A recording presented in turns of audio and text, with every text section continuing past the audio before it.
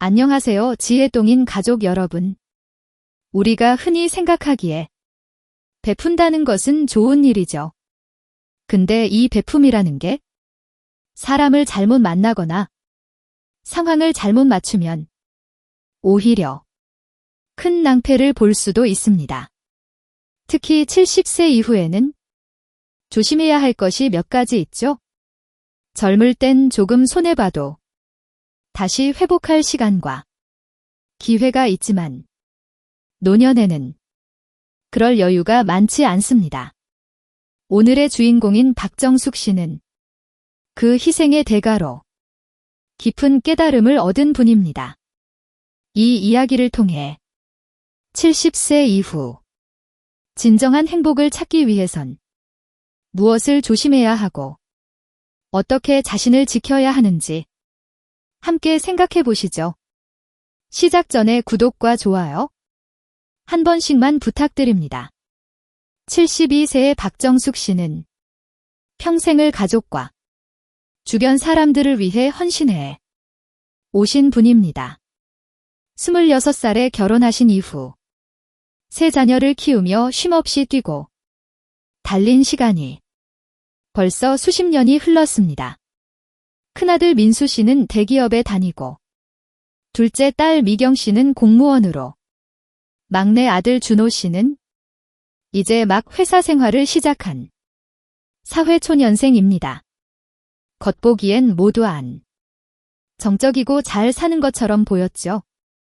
남편분은 몇 해 전 세상을 떠나셨지만 그래도 어르신께는 평생 모은 3천만 원 정도의 적금과 매달 나오는 연금이 있어 나름대로 여유로운 노후를 기대할 수 있었던 상황이었습니다.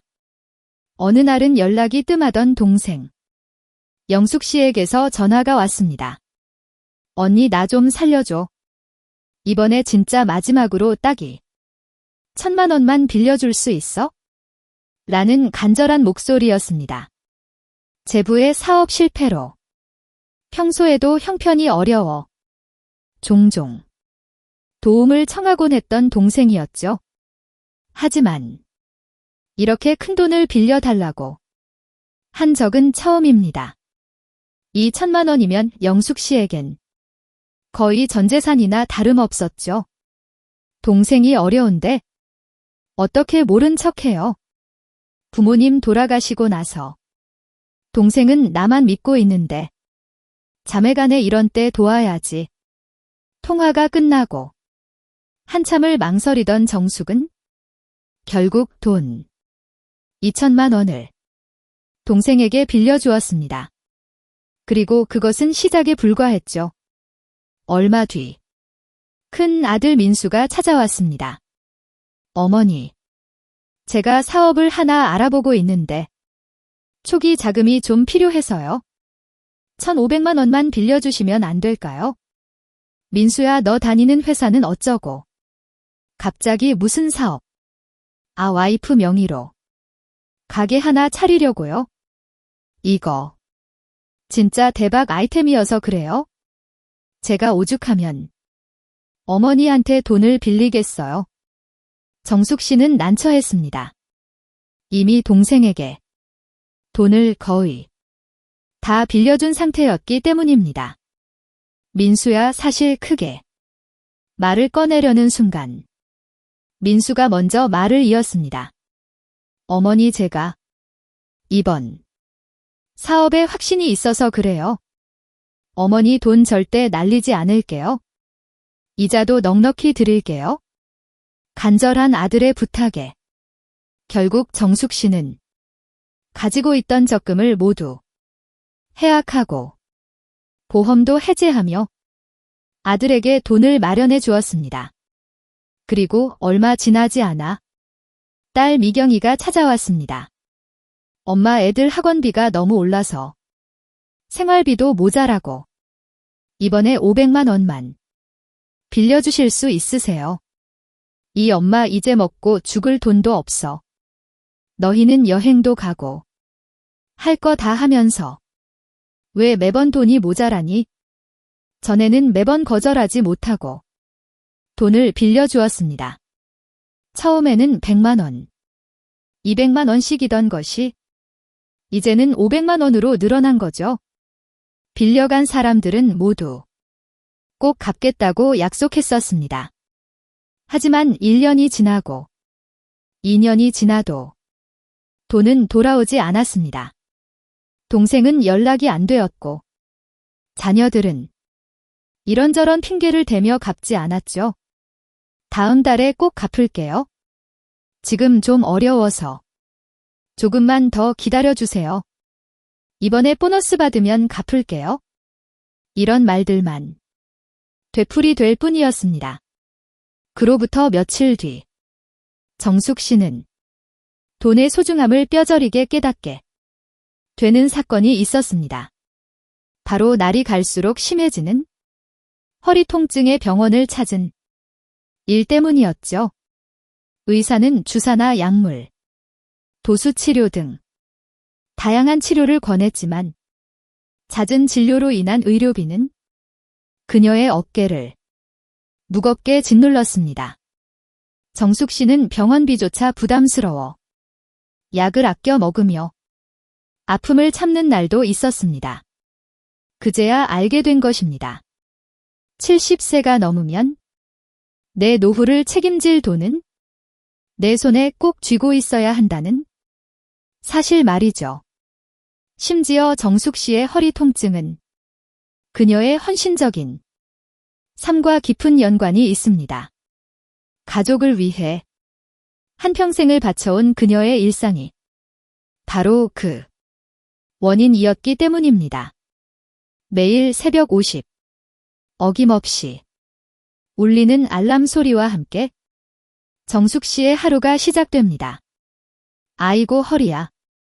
허리가 아프고 다리가 저려와도 내가 아니면 누가 하겠어. 라는 생각으로 묵묵히 견뎌왔죠. 엄마 벌써 일어났어. 출근 준비를 하던 막내 아들 준호가 부엌으로 나옵니다. 준호야 아침 먹고 가. 엄마도 참. 내가 알아서 먹을 수 있는데. 괜찮아 엄마가 이런 거라도 해야지. 서둘러. 아침을 먹은 준호가 일어섭니다. 엄마 나 갔다 올게. 오늘 회식이라 좀 늦을 것 같아. 그래 조심히 가고. 정숙 씨의 눈길이 아들의 뒷모습을 따라갑니다. 아픈 허리를 잠시 잊게 만드는 순간입니다. 이처럼 집안일을 도맡아 하며 자식들을 모두 키워냈건만 이제는 맞벌이하는 자식들을 위해 손주들까지 돌봐야 했습니다. 그렇게 평생 가족들을 위해 몸을 혹사하죠. 자신은 늘 뒷전이었던 겁니다. 나는 이렇게 사는 게 당연하다고 생각했어요. 어머니도 그렇게 사셨고 내가 아니면 누가 하겠나 싶었죠. 하지만 허리 통증으로 혼자서 밥조차 제대로 챙겨 먹기 힘들어진 지금 정숙 씨를 찾아오는 이는 아무도 없었습니다. 모두 바쁘다. 일이 있다는 핑계로 전화 한 통으로 대신 할 뿐이었죠. 다들 자기 생활이 바쁘다고 전화로 괜찮냐고 물어보는 게 전부였어요. 내가 그동안 얼마나 많은 것을 해줬는지 다들 잊은 것 같더라고요. 이후에도 상황은 크게 달라지지 않았습니다. 여전히 가족들은 정숙 씨에게 많은 것을 요구했습니다. 엄마 이제 좀 괜찮아요. 혹시 다음 주에 은율이 좀 돌봐줄 수 있어요? 은율이는 둘째 딸의 아들입니다. 정숙 씨는 처음으로 안 되라고 말했죠? 가족들은 놀랐습니다. 늘 그래? 알았어 라고 하시던 어머니가 처음으로 거절하신 것입니다. 내가 왜 이렇게까지 했나 싶었어요. 내가 없으면 안 될 거라 생각했는데 정작 내가 아프니 아무도 제대로 신경 써주지 않더라고요. 그제야 정숙 씨는 깨달았습니다. 건강해야말로 자신의 마지막 보루라는 것을, 이제는 자신의 건강을 먼저 챙기기로 마음먹었습니다. 여기까지 들으면 정숙 씨의 자식들이 너무나 매정해 보이죠. 하지만 자식들이 어머니와 거리를 두게 된 데에는 그럴 만한 이유가 있었습니다. 정숙 씨는 늘 자녀들의 일에 관심이 많았습니다. 큰 아들이 직장을 옮기려 할 때는 밤새 걱정하며 말렸고, 딸이 이혼을 고민할 때는 매일 같이 찾아가서 설득했죠. 특히 손주들 교육 문제에는 더욱더 적극적이었습니다. 처음에는 자녀들도 엄마의 조언이니까 하며 귀 기울였지만 점점 그 관심이 부담으로 다가왔습니다. 엄마, 우리가 알아서 할게요. 어머니, 그건 저희 부부의 일이에요. 자녀들은 점점 정숙 씨와 거리를 두기 시작했습니다. 전화를 잘 받지 않았고 찾아오는 횟수도 줄었습니다. 손주들도 할머니를 피하기 시작했죠. 결정적인 건 큰 며느리가 한 말이었습니다. 어머님, 솔직히 말씀드리면 요즘 어머님께서 저희 집 일에 너무 깊게 관여하시는 것 같아요. 매번 이래라 저래라 하시니까 아이들도 할머니 오신다고 하면 숨더라고요. 그 말을 들은 후 정숙 씨는 며칠 동안 울었습니다. 자신의 관심과 사랑이 오히려 독이 되었다는 사실을 받아들이기가 너무 힘들었기 때문입니다. 다 잘 되라고 한 말인데 그게 오히려 독이 됐더라고요. 내 마음은 늘 자식들 걱정뿐이었는데 그게 자식들에게는 간섭으로 느껴졌나 봐요. 하지만 곰곰이 생각해보니 부탁하지 않은 조언은 간섭으로 느껴질 수 있겠다는 생각이 들었습니다. 사랑이라고 생각했던 관심이 상대에게는 숨막히는 강요가 될 수 있는 거죠. 결국 정숙 씨는 결심했습니다. 이제 자녀들의 삶은 그들이 알아서 하도록 따이자. 나한테 물어보지 않은 일을 일일이 간섭하지 말자. 그렇게 한 발 뒤로 물러나자. 신기한 변화가 일어났습니다. 자녀들은 오히려 편하게 어머니를 대했고 손주들도 할머니와 함께 있는 시간을 즐거워하기 시작했습니다. 할머니, 이번에 받아쓰기 시험에서 90점 맞았어요. 라며 자랑하는 손주들에게 정말 잘했구나 라며 한마디 칭찬해 주는 것만으로도 충분했습니다. 정숙 씨는 그 뒤로 삶의 방식을 전면적으로 바꾸셨습니다. 이제는 노후 자금을 함부로 빌려주지 않고 건강을 무리해서 희생하지도 않고 자녀들의 일에 지나치게 간섭하지도 않습니다. 통장에는 매달 연금이 들어오니 조금씩 아낀 돈을 모아가며 뿌듯합니다.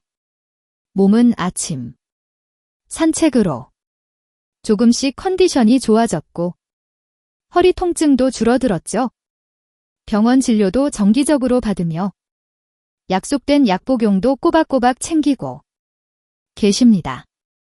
복지관에서 미술교실에도 다니고 동네 친구들과 주말 산책, 모임도 즐기시며 때로는 자식들과 근교 여행도 떠납니다. 이 모든 게 이전에는 생각지도 못한 일들이었죠. 내가 이렇게 내 삶을 살 수 있다니 이제야 진짜 내가 나를 아끼고 사랑하는 법을 배웠습니다라고 말씀하시는 어르신의 얼굴에는 환한 미소가 번집니다. 가족들의 반응도 달라졌습니다. 자녀들이 먼저 전화에 안부를 물어보고 손주들은 할머니 보고 싶어요. 라며 달려옵니다. 예전처럼 살림살이와 돈 문제로 갈등이 생기지도 않습니다. 며느리도 어머님, 이번 명절엔 저희가 일찍 가서 음식 준비 도울게요. 라고 나서며 분위기가 좋아졌죠. 한 발 물러서자 가족 관계가 오히려 개선된 것입니다. 내가 나를 지키고 나를 우선하는 태도가 결국 모두에게 좋은 결과를 가져왔습니다. 정숙 어르신은 이제 아침마다 거울을 보며 이렇게 말씀하십니다. 오늘도 나를 위한 하루를 살자. 그리고 본인이 깨달은 3가지 철칙을 여러분께도 전하고 싶어 하십니다. 첫째, 돈은 함부로 베풀지 말아야 합니다. 나의 노후를 지켜줄 마지막 안전망은 돈입니다. 자녀나 친척이라도 노후 자금은 쉽게 내주면 안 됩니다. 빌려준 돈이 돌아오지 않을 수도 있다는 점. 그러다 관계가 틀어질 수 있다는 점을 꼭 명심해야 합니다. 둘째, 건강을 희생하지 않아야 합니다. 집안 일이나 손주 돌보며 쉬지도 못하는 것은 이제 그만하세요.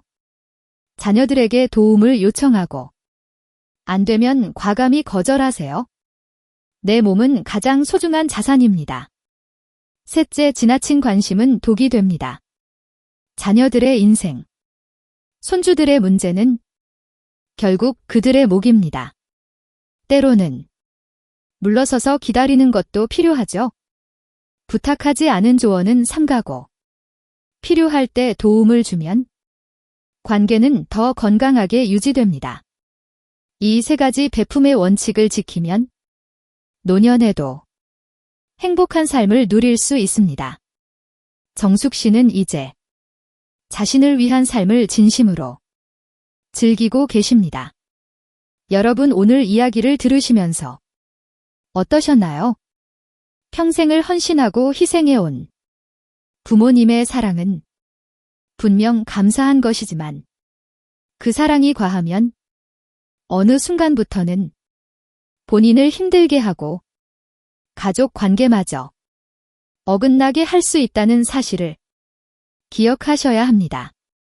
나이가 든다는 건 점점 더 자신의 삶을 돌보고 스스로를 존중하는 태도가 필요해 진다는 것이기도 하죠. 여기서 베풀지 말라. 는 진정한 의미는 나를 먼저 아끼고 다른 이들을 도와라. 라는 뜻입니다. 내가 아프면 누구도 도울 수 없습니다.